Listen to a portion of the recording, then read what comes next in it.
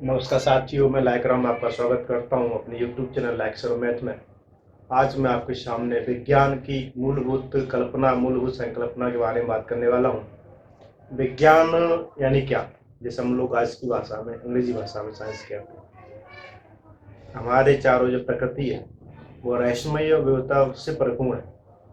मनुष्य अनादिकाल से ही प्रकृति में होने वाली नियमित घटनाओं को अवलोकन कर रहा है, जैसे कि नियमित रूप से दिन रात का होना, चंद्रग्रहण, सूर्यग्रहण, भूकंप होना, प्रकाश का सीधी रेखा में चलना, ध्वनि का मोटा पतला होना। ये सब परिवर्तन मनुष्य अनादिकाल से देख रहा है तो उसे जानने की इच्छा हुई हो, ज्ञानेंद्रियों को उसने सहारा लिया और सहारा लेकर उसने उसको जाना, समझा और उसका प्रयोग किए, तरक्की, आज बहुत सारी चीज़ों का उसने आविष्कार कर लिया। तो विज्ञान यानी साइंस, ये जो है इंग्लिश में साइंस शब्द है। इसका जो साइंस शब्द वो बना हुआ सेंटिया शब्द से, SCIENTIA, जिसका मतलब होता है जानना। ये जो है लैटिन भाषा के शब्द सेंटिया से साइंस शब्द आया, जिसका मतलब होता है जानना। तो मनुष्य क्या कर रहा है या विज्ञान क्या है? तो विज्ञान है प्रकृति और प्रकृति में होने वाली परिघटनाओं का, तो प्रकृति नहीं भाई चाहते, उस वातावरण में होने वाली घटनाओं का क्रमबद्ध परीक्षण, यानी लगातार ऑब्जर्वेशन करना, डाटा लेना, इकट्ठा करना।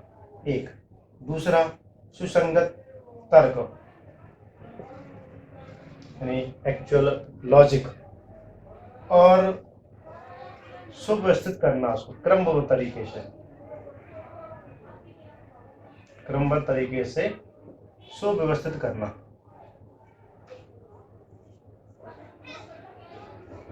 करने से इस सारे कारण से जो हमें ज्ञान प्राप्त होता है, जिसे हम विज्ञान कहते हैं। तो हम समझ पाए कि विज्ञान, जिसको हम साइंस कहते हैं, ये सेंटिया शब्द से बना हुआ है, एक लैटिन भाषा शब्द सेंटिया से निकला, जिसका मतलब होता है जानना। तो मनुष्य अनादिकाल से प्रकृति में होने वाली नियमित घटनाओं को जानने का प्रयास करता रहा है, इंद्रियों का सहारा लिया और बहुत सारी चीज़ों का इसने आविष्कार कर लिया। तो ये सब किससे हुआ? तो उसमें क्रमबद्ध परीक्षण यानी लगातार ऑब्जर्वेशन करता है, उसको लॉजिक करता है, क्रमबद्ध तरीके से उन्हें सुव्यवस्थित करता है। तो इससे जो हमें जानकारी मिलती है, सब लिखित दस्तावेज को हम क्या कहते हैं? विज्ञान कहते हैं। विज्ञान के उद्देश्य क्या है? तो विज्ञान के उद्देश्य लगभग है कि पहले विज्ञान जो है प्रकृति में होने वाली घटना को समझता है तो फिर उसको पहले कंट्रोल करता है। तो पहला होगा इसका काम नियंत्रण करना। जैसे कि हम समझते हैं कि एक पानी जब पहाड़ों के बीच से निकलता है तो हमेशा पे आम जन को सबको परेशान कर देता है। तो उसने यूज किया, तो उसने क्या किया, उसने डैम बना दिए, डैम यानी उसने बांध बना दिए। तो उसने पहले उस पानी को जो जनहानि करता था, बाढ़ के रूप में सब परेशान करता था, उससे उसने नियंत्रण कर दिया। नियंत्रण करने के बाद उसको उसने जन कल्याण में लगा दिया। जन कल्याण यानी नहरों के रूप में उस पानी को आवश्यकता पड़ने पर गर्मियों का समय खेती किसानी के लिए नहरों के माध्यम से जगह जगह खेतों में भिजा दिया।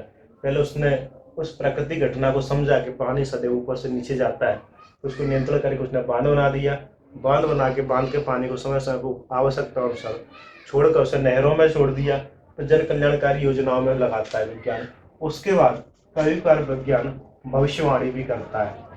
जैसे हम समझते हैं कि मौसम विभाग जमीन से प्रकृति में होने वाली घटनाओं को पहले से ही भाप लेता है।